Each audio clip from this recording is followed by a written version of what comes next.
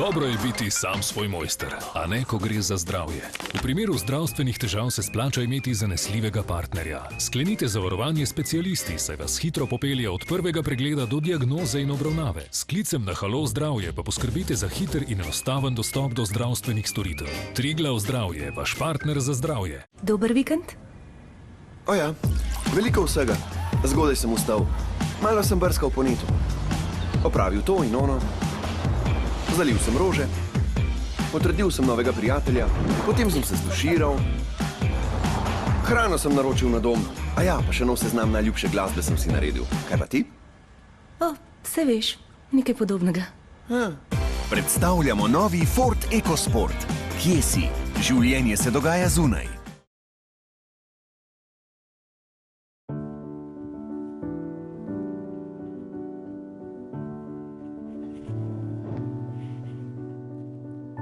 Kmečka salama. Piščančje prsi.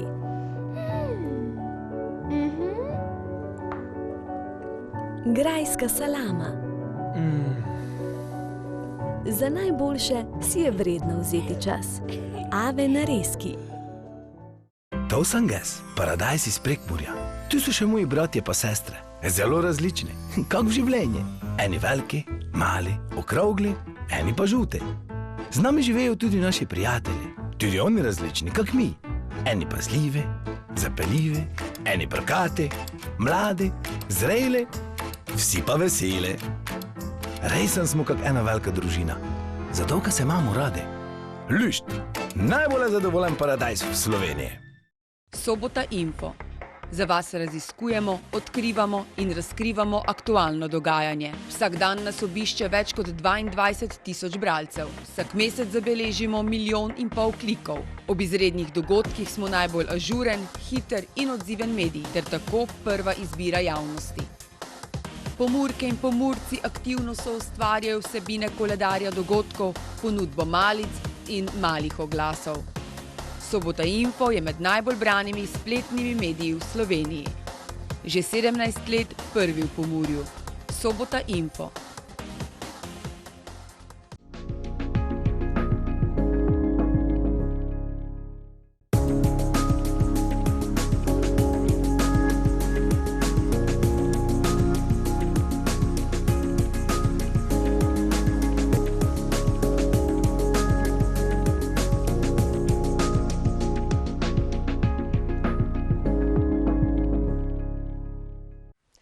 Lepo pozdravljeni, drage gledalke in gledalci, v novi oddaji Vita življenje je lepo. Jesen počasi umirja naravo, hkrati pa se umirja tudi ritem našega življenja. V prvem delu oddaje se bomo posvetili opremljanju po Feng Shuiu, ki vam ga bo predstavila umetnostna zgodovinarka in etnologinja Sandra Habjanič. V drugem delu oddaje pa bomo obiskali luštno domačijo. Ostanite v naši družbi.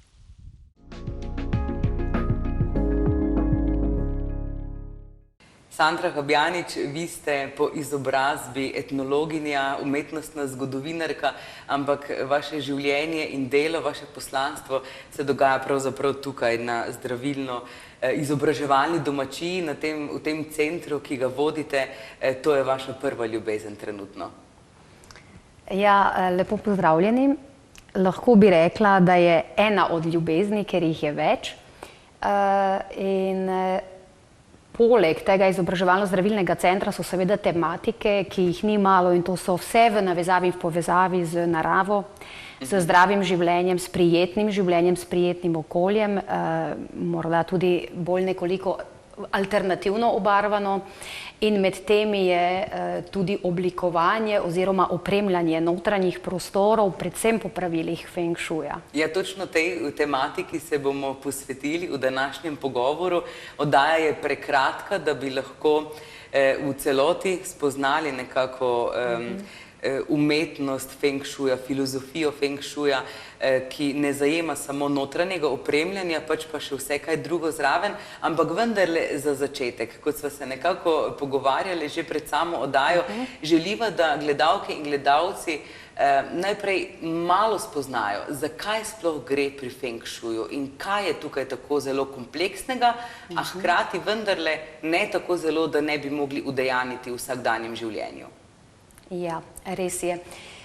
Feng Shui je tako kot recimo tudi Vastu, prastara in starodavna modrost, pravzaprav filozofija in celoten sistem izoblikovan in narejen za to, da bi ljudje na lepši, boljši način opremili svoje bivališče, svoje bivalno okolje, notranjost in zunanjost, vse z namenom seveda tega, da bi se boljše počutili. Ne gre zgolj za estetiko, ampak v prvi vrsti za energije, za boljše počutje, konec koncev tudi za zdravje. In kot sem rekla, Feng Shui in Vastu, obe sta prastari modrosti, stari več tisoč let, prihajata iz Daljnega vzhoda. Vastu je indijska različica, ki je v bistvu bila zapisana in prihaja iz prastarih ved. Feng Shui, o katerem bo danes največ govora, pa je kitajski oziroma prihaja z področja Kitajske. Feng Shui je sistem, modrost in znanost ali znanje, ki je zadnje čase zelo moderen, priljubljen tudi v zahodnem delu sveta, tudi pri nas, ne samo v Sloveniji, tudi sedaj v Prekmurju. Vedno več ljudi posega po literaturi, reviji, člankih, kjer iščejo informacije in pa podatke o tem, kaj Feng Shui sploh je, kaj si z njim lahko, s čim si lahko pomagamo s Feng Shuijem in podobno. Sama doživljam vedno eno in isto stvar, namreč ljudje sprašujejo, joj, na kakšen način bi najbolj enostavno lahko dojel osnove Feng Shuija, zato ker si opažajo to, da gre za zares morda celo kompliciran, visoko razvit sistem, ki ga je težko razumeti, če nisi recimo res poglobljen. Feng Shui pomeni veter in voda. Zakaj veter in voda? Zato, ker veter, voda, svetloba oziroma sonce, pa tudi zvok prenašajo energije.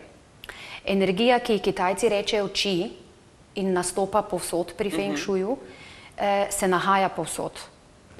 Je okrog te mize, kjer medve sediva, je zunaj tega okna, zunaj na dvorišču, je na meni, v meni, energija, torej Qi, se giblje ne samo na Zemlji, iz Zemlje, okrog Zemlje, ampak tudi v galaksijo, v Sončje in širše, in je dejansko prisotna popolnoma povsod.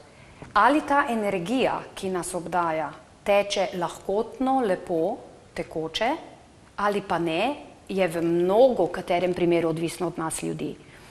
Ljudje smo namreč z modernizacijo, z arhitekturo, z moderno arhitekturo, z velikimi mesti, v marsikaterem pogledu to Qi bodi si zablokirali, ustavili, uničiti jo seveda ne moremo, ampak otežimo nekako njeno gibanje.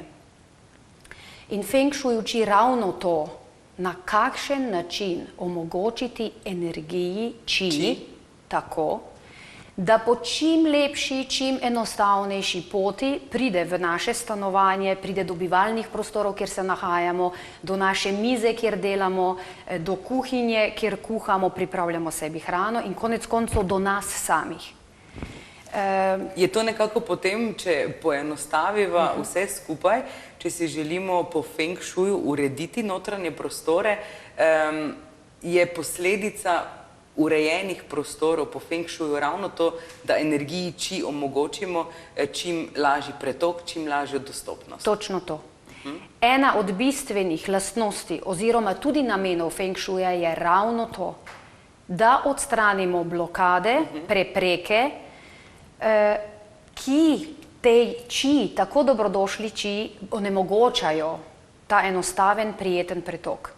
Kje se v eni stavbi, recimo v našem domu, Qi najlažje pretaka? Skozi okna in skozi vrata. Prihaja tudi skozi steno, torej skozi fiksne prepreke oziroma trde snovi, ampak najlažje in najhitreje je to skozi okna in skozi vrata. Ali je smiselno, da se nekdo, ki ne pozna zelo dobro te kompleksne filozofije, torej Feng Shuija, sploh loti česa takega? Jaz bi rekla tako, Z malenkostmi in z malimi dodatki vsekakor ja. Za kaj večjega, konkretnejšega, da bi pa kdo šel rušiti steno ali pa dograjevati nekaj pri hiši, ker se mu zdi, da bi po feng shuiu bilo to v redu, pa odsvetujem. Pri feng shuiu namreč je zelo zanimivo, da še tisti skeptiki, ki ne verjamejo v prisotnost, bom rekla, čija, torej energije, da še ti skeptiki onemijo, ko vidijo veliko razliko in pa spremembo v enem in istem prostoru, če se recimo določene stvari spremenijo. So kakšni, Sandra, drobni nasveti, ki bi morda lahko spodbudili gledalke in gledalce, kako postaviti stvari? Zdaj se nahajamo v kuhinjskem, v jedilniškem prostoru. Kaj je prav, da upoštevamo? Na kaj naj bomo pozorni? Kuhinja, jedilnica, dnevna soba so v glavnem tisti dnevni prostori, v katerih se tudi največ gibamo. Tako. Skušala bom nekje zajeti take najbolj preproste, hkrati pa največkrat obravnavane tematike oziroma problematiko. Torej tudi nekaj takega, kjer največkrat sprejemamo napačne odločitve pri postavitvi. Točno to. Recimo, ena od teh stvari je pozicija sedenja. Jaz zdaj sedim na stolu ob mizi in imam hrbet obrnjen proti steni oziroma proti kuhinji, kjer ni nobenega vhoda, torej da ni nobenih vrat. To je zelo, zelo dobra pozicija, fajn, se tudi človek dobro počuti, ker ima dejansko hrbet zaščiten. Taka malenkost je recimo, vsak se lahko začne zavedati, da se potem ne usedeš tako, da bi imel hrbet obrnjen proti vhodu recimo, ali pa v sam prostor. To je ena taka, ki v bistvu niti ni samo feng shui, ampak je uporablja kdorkoli že povsod. Naslednja stvar so recimo robovi pohištva. Naj gledalci začnejo opazovati, kakšno pohištvo imajo v stanovanju. Ta miza oziroma ta pult, če ga otipamo in pogledamo, je zelo zaobljen, narejen je iz lesa, torej prijeten na otip, ni plastične mase ali neke hladne kovine, ampak je topel les in zaobljeno. To je ena od osnovnih stvari tudi, ki se jo pri feng shuiu zelo, zelo pogosto poudarja. Torej, ne ostrih robov, ne špicov, ki bi jih usmerjali v človeka ali proti sedežni garnituri. Pri feng shuiu za laike bi rada omenila en krog. To je krog, v katerem se nahaja 5 elementov. Feng shui se ravna po odnosu teh 5 elementov. 5 elementov pa so drevo oziroma les, ogenj, zemlja, kovina in voda. V takem vrstnem redu, če se sledijo, pomeni, da je to podporni krog. Zdaj probamo poenostaviti stvari. Les, drevo, rabimo, če želimo zakuriti ogenj. Torej, les hrani ogenj. Ogenj pa pomirja oziroma, bom rekla, umirja, malo mogoče tudi izčrpava les. In če gremo dalje na ogenj, ogenj, ki zgori, dogori, pepel, ko se spremeni, je dejansko hrana za zemljo. Ogenj hrani zemljo. Zemlja v sebi hrani oziroma nekako bogati kovino, rudnino, vse to pa vodo. In voda potem spet zaključi cikel, ker hrani drevo. Zakaj govorimo o teh elementih? Zelo bistveni so pri feng shuiu. Mi bi namreč v hiši, v stanovanju morali ugotoviti kot prvo, ali naša hiša spada v element kovine, lesa, ognja ali česarkoli drugega. To se ugotovi glede na to, iz kakšnih materialov je sezidana, kakšne oblike je in isto tudi deli hiše. Če si predstavljamo, da je to tlo risene hiše, je nujno prvo na začetku najti središče. Center vsake sobe, če želimo sobo delati, če pa hišo, pa center cele hiše. Ko mi določimo center tega prostora ali hiše, je najboljše s kompasom si pomagati, zato da po kompasu točno ugotovimo, v katero smer gre vzhod, jug, torej smeri neba, ki so zelo odločilne in pomembne za feng shui. Od smeri neba je namreč tudi odvisno, katera energija prevladuje v katerem delu hiše. Mi zdaj tu, kjer sedimo, se nahajamo v vzhodnem delu hiše, glede na stavbo, v kateri smo. In to pomeni, vzhodna stran hiše, to je drevo. Element drevesa prevladuje tukaj. In mi smo v celem izobraževalno-zdravilnem centru uporabljali načela Feng Shuja in po teh načelih tudi uredili celo posestvo in tudi stavbo. Zato je tudi temu primerno ta del hiše tukaj. Glejte, recimo roloji so iz bambusa. To je les. Okna so lesena, je les. Pult je lesen, je spet les. Vaza, ki jo imamo postavljeno v ta del na pult, je visoka. Drevo, les je višina. Zelenje je spet les. Vsi ti elementi ohranjajo energijo chi zato in jo delajo lepo, ker sovpadajo z smerjo neba, to je z vzhodom. Če bi pa mi želeli v tem delu tukaj spodbuditi, da bi bilo še več energije in da bi energija še bolj pritekala, bi pa morali dodati recimo še element vode. Zakaj? Zato, ker smo prej v krogu, povezavi 5 elementov razložili, da voda podpira les. Spodbuja nekako, Spodbuja tako les oziroma drevo. Kar pomeni, da v tem delu, kjer se zdaj nahajamo v tej stavbi, ne bi bil odveč kakšen akvarij, recimo.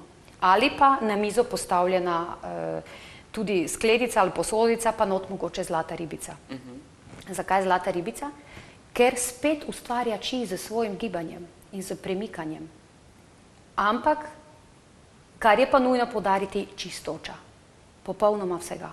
Ali je to kozarec, ali je pult, vaza, voda, okno, karkoli. Za tiste, ki razmišljajo o tem, da bi že začeli, kar z navdušenjem, morda kaj po Feng Shuju, lahko takoj povem, da je zelo nujno pri Feng Shuju uporabljati oziroma prakticirati in živeti red in čistočo.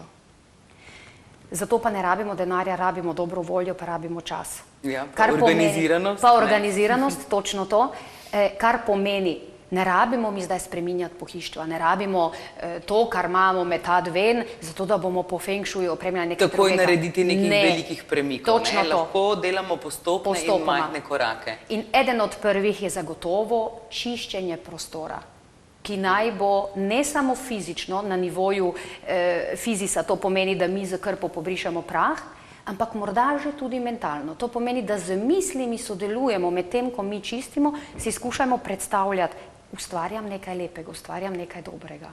Ne pa groza, že spet moram čistiti, ker to ni dober chi, to ni dobra energija. Rožice, rastline, dajmo poskrbeti za tisto, kar imamo v hiši. Zelenje lahko torej doprinese k boljšemu pretoku čija. Ampak absolutno zelenje, ki je zdravo. To pomeni zdrava rastlina, ne gnila, ne napol odmrla, ne suha, posušena.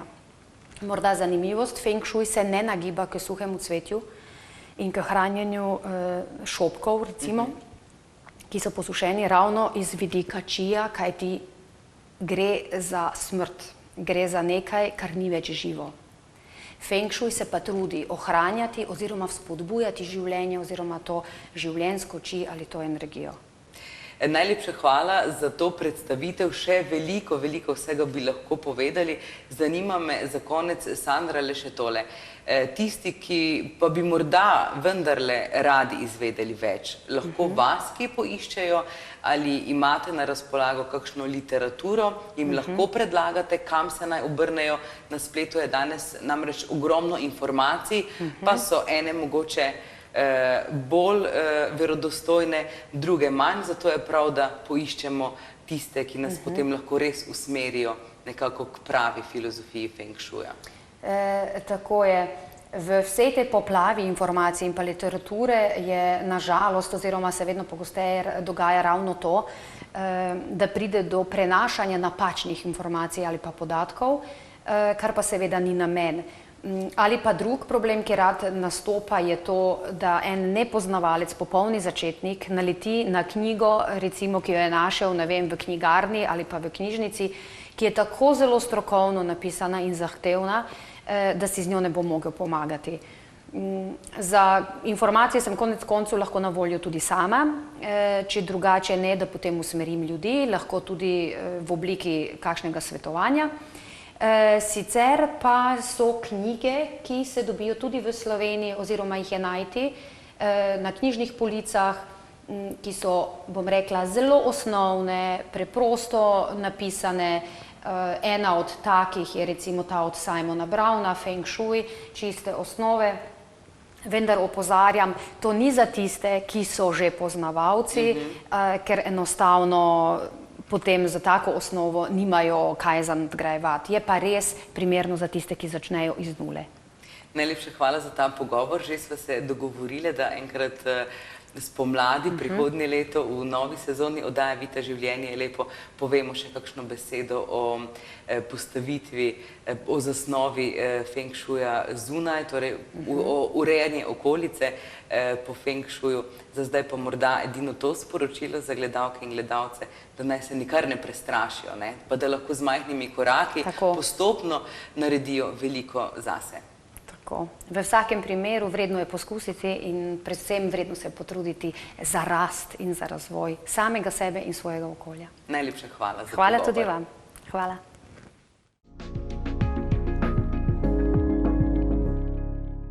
Dobrodošli, drage gledalke in gledalci oddaje Vita življenje je lepo, ki jo tokrat pričenjamo na luštni domačiji.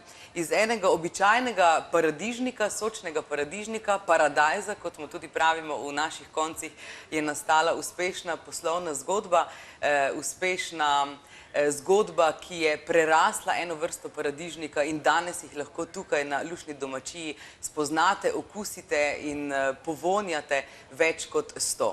Iztok Rodež, dober dan. Lep pozdrav. Vi ste vodja luštne domačije, pa morda začneva najprej s tem, kaj vse je del luštne domačije. Zdaj, če uporabimo besedo domačija, vemo, kaj lahko pričakujemo, ko pridemo k nekomu domov, kakšno udobje nas tam čaka, kakšno gostoljubje nas tam čaka, najbrž pa je vse skupaj povezano tudi z vašo luštno domačijo. Tako je, ravno to je bilo neko izhodišče, ponuditi ljudem, ki nas obiščejo, nekaj domačega, nekaj prijetnega, torej ustvariti neko vzdušje domačnosti, torej ljudje, ki odidejo od nas, da se počutijo dobro, da grejo z nekimi dobrimi občutki in da konec koncev tudi to sporočilo nesejo naokrog. Luštna domačija, s katero smo začeli letos aprila, vključuje poleg trgovine, kjer se da kupiti seveda naš paradižnik, plus ogromno pridelkov oziroma izdelkov lokalnih izdelovalcev oziroma pridelovalcev.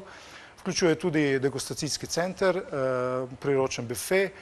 Glavna noviteta pa je vzorčni rastlinjak velikosti približno 5 arov, v katerem zori v tem trenutku 100 različnih sort paradižnika in kateri je ponuje na ogled obiskovalcem, ki želijo malo pobliže in podrobneje se seznaniti z našim načinom pridelave paradižnika.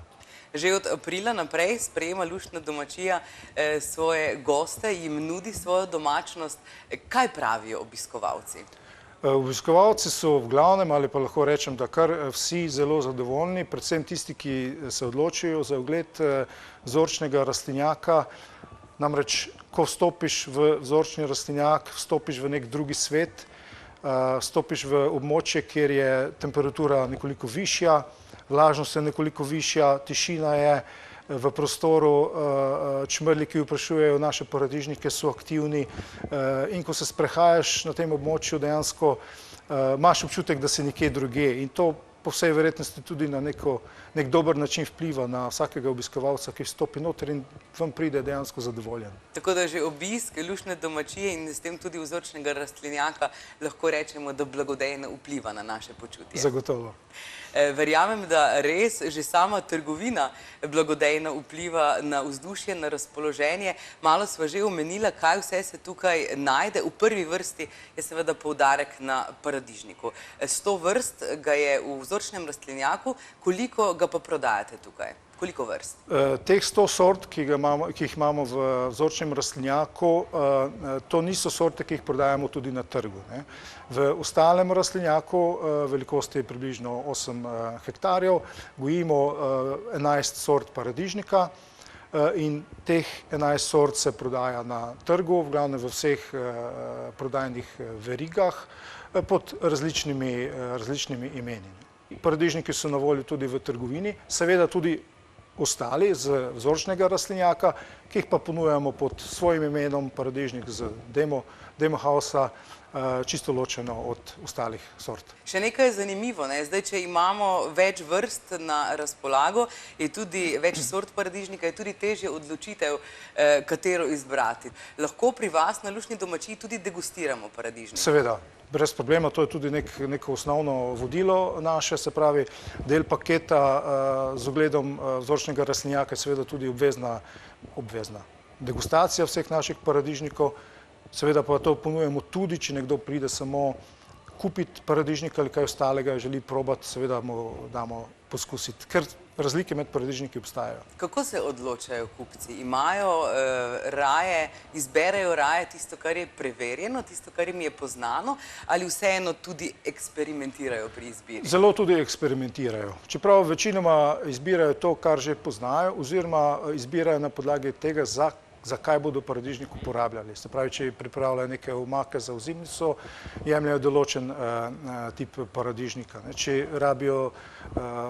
želijo pripravljati neke solate s kakšnim sirom, kaj podobnega, jemljajo tele naše drobne češnjeve paradižnike. Ja, ni vse eno, za kaj ga bomo uporabili, jim tukaj potem tudi svetujete? Tako, zagotovo. Zagotovo. Naše prodajalke niso klasične prodajalke, morajo poznati neko bistvo paradižnikov in pa lastnosti, okuse, tako da nekomu, ki ne pozna paradižnikov, tudi svetujejo, kateri je primeren za kaj. Predlagam, da pogledamo, kje in kako v vzorčnem rastlinjaku raste, kako vzgajate vaš paradižnik, da nekako se sprehodimo skozi teh 100 vrst paradižnika, najprej pa seveda skozi bife, kjer se lahko obiskovalke in obiskovalci tudi okrepčajo. Tako je.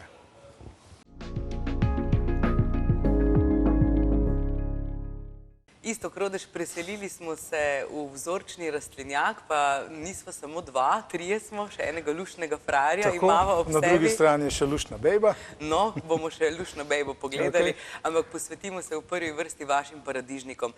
Kaj je ključna razlika med temi paradižniki, ki jih vzgajate, ki jih vzgojite vi in pridejo na trgovske police, in med tistimi, ki pridejo iz Španije in še odkot drugod? Bistveni razliki sta v bistvu dve. Ena je ta, da smo zbrali zelo staro sorto paradižnika, ki še v obdobju do zdaj ni bila nekako spremenjena. To pomeni, da ima še vse neke tiste prvotne lastnosti paradižnika, se pravi okus, barvo, vonj. To je ena stvar. Druga stvar je pa ta, da praktično naš paradižnik do konca dozori na rastlini in ga utrgamo šele takrat, ko je paradižnik zrel. To pomeni, da praktično to, kar mi danes ubiramo, je jutri pri naročniku oziroma na policah. In ne zori nekje med transportom. In ne zori po poti, se pravi, nimamo nekih daljših transportnih poti in ga umetno ne dozorimo. Drugi pomemben dejavnik je tukaj sonce, ne? Seveda, brez sonca praktično predelka ni, zato gojimo naše paradižnike v rastlinjakih. Zato je tudi potrebna neka primerna temperatura, ki je višja kot običajna in seveda, čez ta naše okna lovimo sonce vsakodnevno, ki potem skrbi za to, da postajajo naši paradižniki takšni, kot so. Rastejo skozi vse leto? Naša sezona traja nekje od začetka aprila pa do konca leta. Potem poskrbimo za kompletno zamenjavo podlage, iz katere paradižnik raste, zagotovimo tudi sveže nove flance, ki se zasajajo nekje v sredini januarja in potem pač vzgajamo te rastline nekje do sredine marca, ko začnejo prvi paradižniki zoreti. Vzorčni rastlinjak tukaj na luštni domačiji oziroma ta ogromen vrt s paradižniki izgleda nekoliko drugače kot vrt posameznika doma. Ni pravzaprav klasično. Omenili ste to podlago, ta vreča zemlje, iz katerih v bistvu potem raste paradižnik in se vzpenja na oporo. Tako je. Zdaj na ta način to imenujemo nekako viseča podlaga, viseči kanali, iz katerih paradižniki rastejo. V teh vrečah ni zemlja, je mešanica kokosovih vlaken in pa šote. Gre za popolnoma naravno mešanico, ki je zelo primerna za vzgojo, za rast paradižnikov. Na nek način omogoča trden uprijem korenin rastline, po drugi strani pa zračnost, ki je pomembna za to, da se ne razvijajo kakšne bolezni.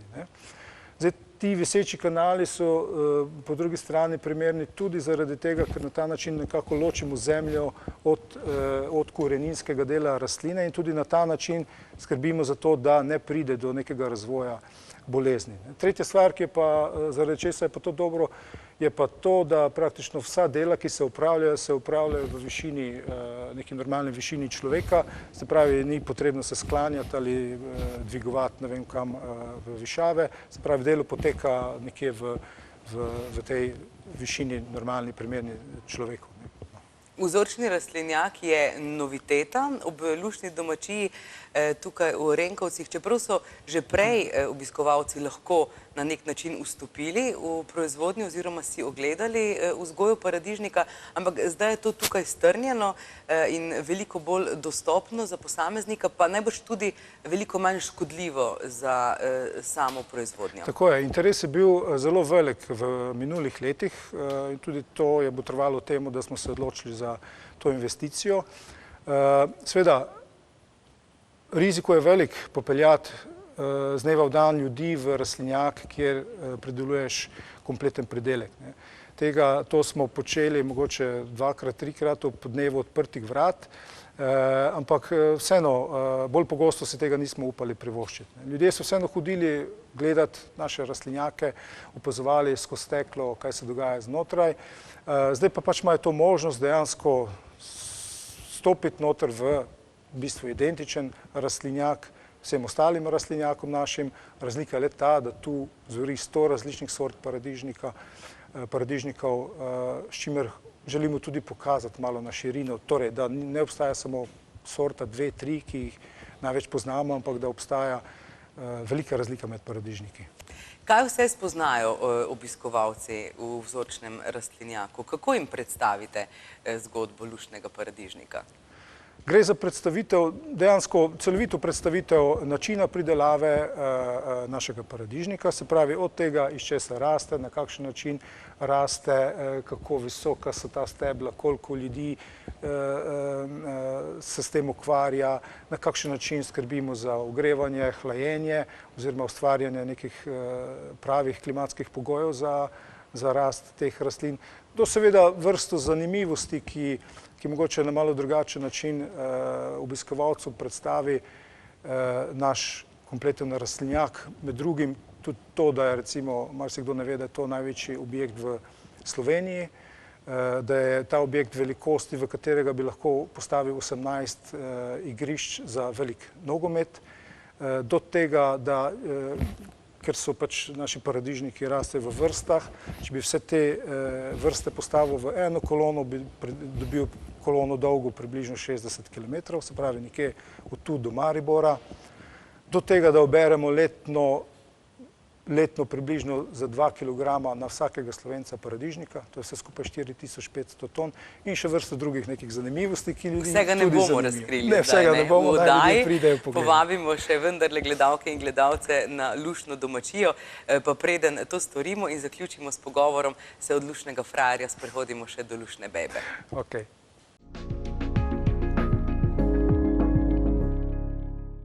Če tudi ste doslej mislili, gledalke in gledalci, da poznate paradižnik do obisti, boste ob obisku vzorčnega rastlinjaka tukaj na Luštni domačiji zelo hitro ugotovili, da temu ni tako.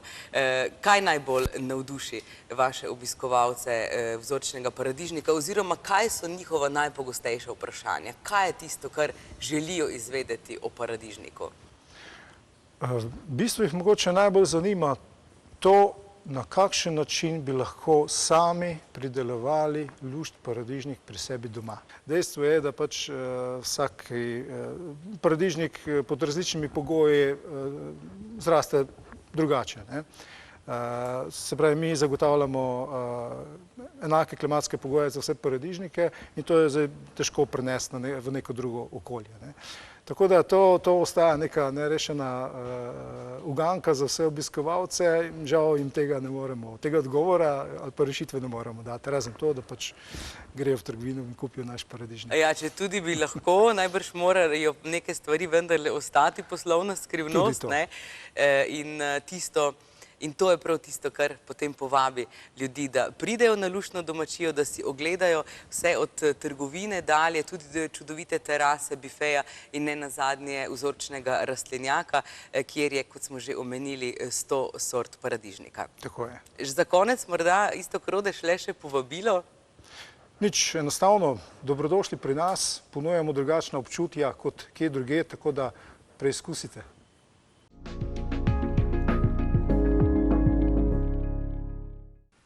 Takole, drage gledalke in gledalci, z Luštno domačijo zaključujemo še eno oddajo Vita življenje je lepo.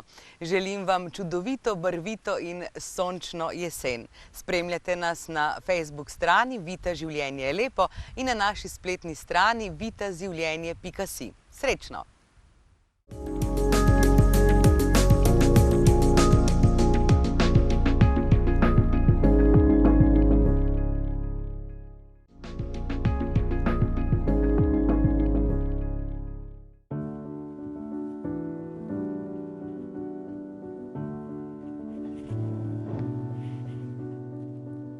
Kmečka salama. Piščančje prsi.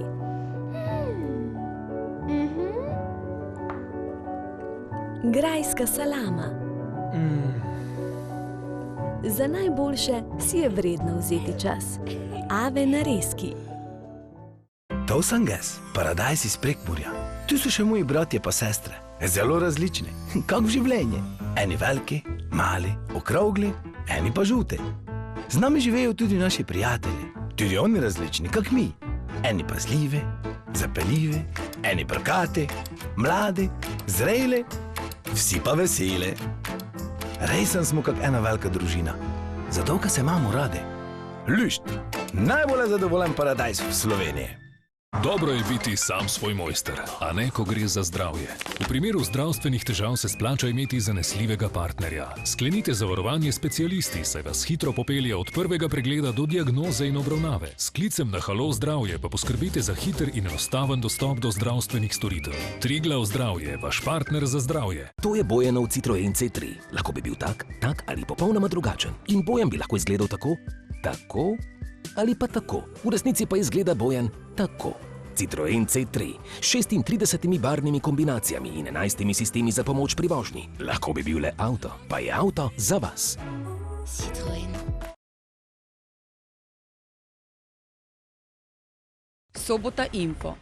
Za vas raziskujemo, odkrivamo in razkrivamo aktualno dogajanje. Vsak dan nas obišče več kot 22 tisoč bralcev. Vsak mesec zabeležimo 1,5 milijona klikov. Ob izrednih dogodkih smo najbolj ažuren, hiter in odziven medij, ter tako prva izbira javnosti.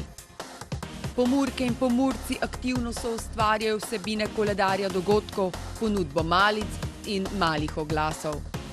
Sobota Info je med najbolj branimi spletnimi mediji v Sloveniji. Že 17 let prvi v Pomurju. Sobota Info.